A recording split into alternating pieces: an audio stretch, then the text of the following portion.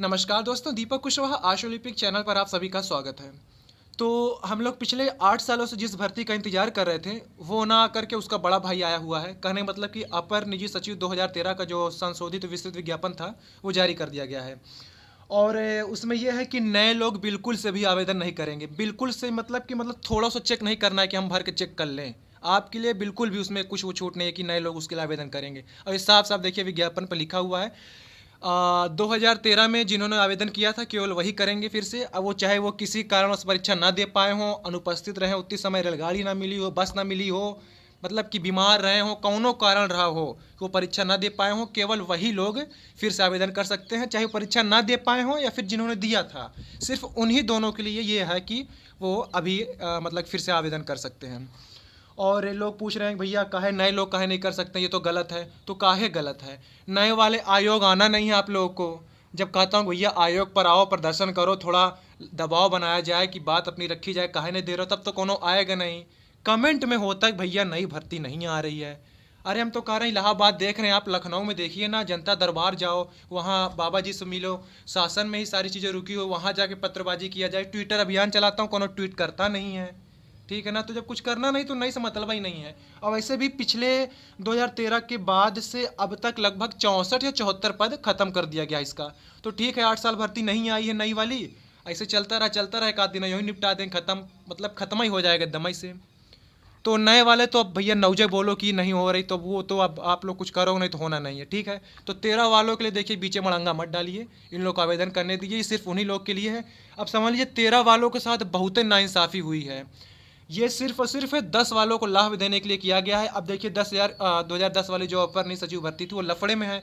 वहाँ से वो लोग जब निकाले जाएंगे, जो कुछ भी होता है, तो अब वो अपना फ्रेश चयन चाहते हैं, तो वो लोग फिर से इसके लिए आवेदन करें, क्योंकि 10 वाले 13 के लिए भी आवेदन जरूर ही किए होंगे उतनी समय। तो अब ये होगा कि भैया जो 2013 में उतने समय पास था वो इस बार हो पाए ना हो पाए, क्योंकि 8 साल बाद परीक्षा निरस्त की गई हो। अब चले वो आदमी 8 साल पहले फिर से भारत के इतिहास पढ़े, मतलब जेका अपना इतिहास पढ़ने ज़रूरत है वो चले भारत के इतिहास पढ़े, जिसको आज सेंट लगाने को मारे वो चले लूसेंट पढ़े। तो अब कई सारी चीज़ें हैं। तो खैर ये जो विस्तृत विज्ञापन है आपका, ये सिर्फ सिर्फ चौंचलेबाजी है, इसमें कुछ भी नया नहीं है। इसका सार बस इतना ही है कि 2013 वाले इसके लिए आवेदन करेंगे, और जो कुछ है मैं आपको थोड़ा बता दे रहा हूँ। और उतनी समय जिन्होंने स्नातक किया हुआ था, सिर्फ वही योग्य थे, जो मतलब कि स्नातक अपीयरिंग थे या जिनका ना पूरा हुआ था, तो उनके लिए तो नहीं ही था। और जिनके पास ट्रिपल सी था, वही सिर्फ उतनी समय तक के लिए, अभी के लिए छूट नहीं दे रहे हैं। मतलब 2013 में जो आवेदन की अंतिम तिथि थी, उस तिथि तक आपने स्नातक किया था, ट्रिपल सी या जो भी कंप्यूटर का प्रमाण पत्र मांगा गया था उतनी समय, उसी तारीख तक जो भी कुछ था तभी आप उसके लिए योग्य थे। अब अगर आपके पास ट्रिपल सी हो गया होगा या कुछ भी हो गया होगा, तो आप उसके लिए नहीं कर सकते, भले ही आप 2013 के ही हों। ठीक है ना? तो देखिए यहाँ साफ साफ लिखा हुआ है कि केवल 2013 वाले इसके लिए आवेदन करेंगे, और ये भी लिखा है कि मतलब इसको भर करके सब कुछ अपने समस्त वांछित प्रमाण पत्रों की स्वप्रमाणित राजपत्रित अधिकारी द्वारा प्रमाणित प्रतियां संलग्न करके 22 अक्टूबर तक शाम 5 बजे तक आयोग के कार्यालयों में हाथों हाथ या फिर स्पीड पोस्ट के माध्यम से प्रेषित करना सुनिश्चित करें। इसके बाद उनके अभिलेख स्वीकार नहीं किए जाएंगे।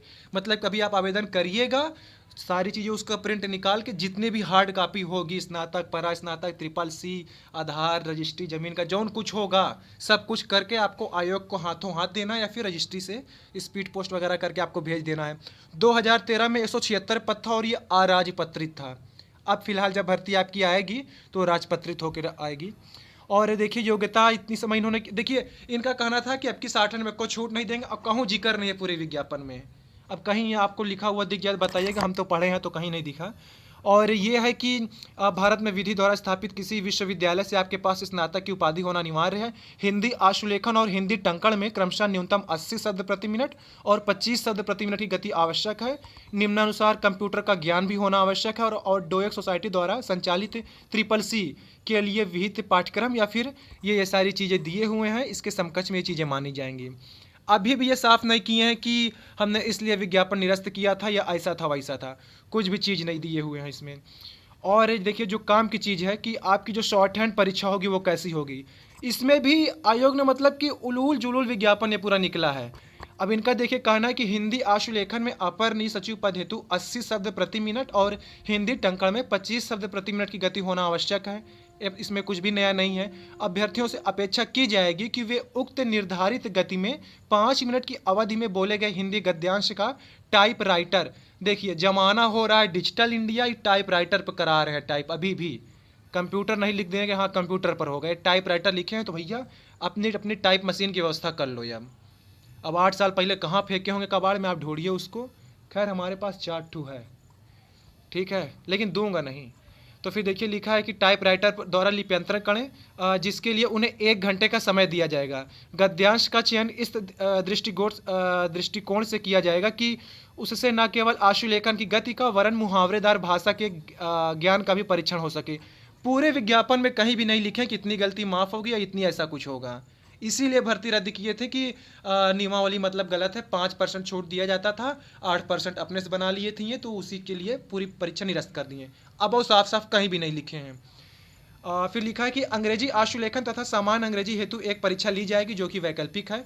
मतलब हिंदी आशुलिपि अनिवार्य है, जिसको हिंदी नहीं आती है चाहे उतनी समय या फिर अब भविष्य में जब भी भर्ती आएगी, हिंदी अनिवार्य है। हिंदी नहीं अगर आती है आपको तो आप आवेदन नहीं कर सकते इसके लिए। अंग्रेजी आशुलेखन वैकल्पिक रखा गया है।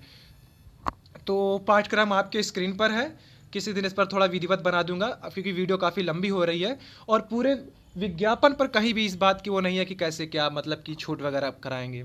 अब यही देखिए लिखा है कि अच्छा एक जगह ये लिखा है कि हिंदी टंकण परीक्षा में अभ्यर्थी को 25 शब्द प्रति मिनट की गति प्राप्त करना आवश्यक होगा। इससे कम गति प्राप्त करने वाले अभ्यर्थी पद हेतु अर्ह नहीं माने जाएंगे।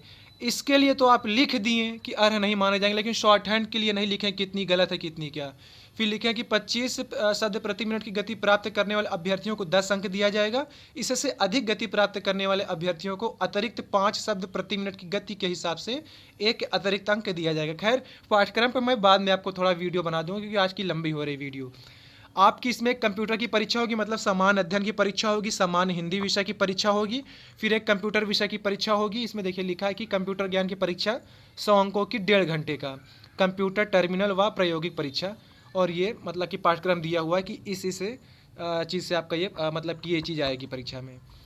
तो खैर यही था, तो पाठ्यक्रम पर अगली वीडियो बना दूंगा विधिवत।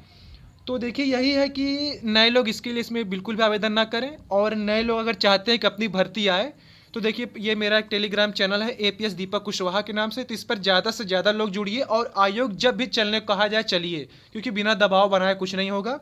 और मुख्यमंत्री जनता दरबार पर जा करके जो लोग लखनऊ के रहने वाले हो, बाबा जी से मिल के पूरी बात बताएं कि 8 साल से भर्ती नहीं आई हुई है, ऐसा है वैसा है, उम्र निकली जा रही है, भरी जवानी में पूरी बर्बाद हो गई। तो मतलब अपनी पूरी व्यथा उनको बताइए, ठीक है ना, क्योंकि शासन से अभी फाइल नहीं आई हुई, जब तक अगर वहाँ से भी दबाव नहीं बनेगा तो काम नहीं होगा। क्योंकि आयोग गया हुआ था, सचिव साहब का यही कहना है कि शासन से वो नहीं हुआ। तो इसके बाद जो सचिवालय प्रशासन के विशेष सचिव हैं, तो उनसे भी फ़ोन पे बात की गई थी, तो उन्होंने कहा कि वो हमारे पास फाइल नहीं है, कार्मिक विभाग के पास है। तो अब वहाँ से पता नहीं मतलब कितना ये समय ले रहे हैं, क्या कर रहे हैं, कौन सा संशोधन कर रहे हैं, भगवान ही जाने। तो देखिए जब तक मिलजुल के प्रयास नहीं करें कुछ नहीं होने वाला है। तो लखनऊ जनता दरबार आप लोग जाइए, ज़्यादा से ज़्यादा जाइए, वहाँ जाके थोड़ा दबाव बनाइए, तभी कुछ हो सकता है। तो फिलहाल आज की इस वीडियो में बस इतना ही था। पूरा वीडियो देखने के लिए धन्यवाद।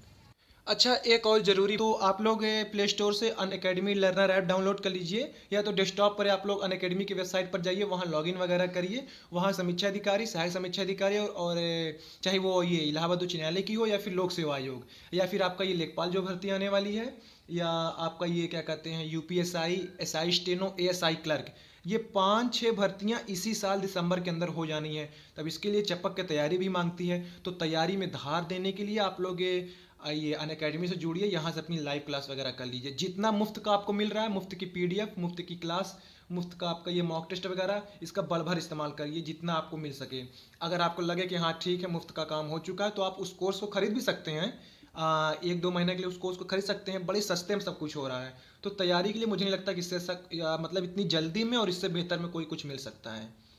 तो 5-6 भर्तियां हैं सभी के लिए, चाहे लेखपाल हो, स्टेनो हो, SI स्टेनो हो, SI हो, ASI हो, या फिर ये RO AR हो, चाहे हाई कोर्ट या फिर आयोग की, सब के लिए तैयारी चल रही हो, या फिर PCS वगैरह सब चीज़ के लिए तैयारी चल रही हो।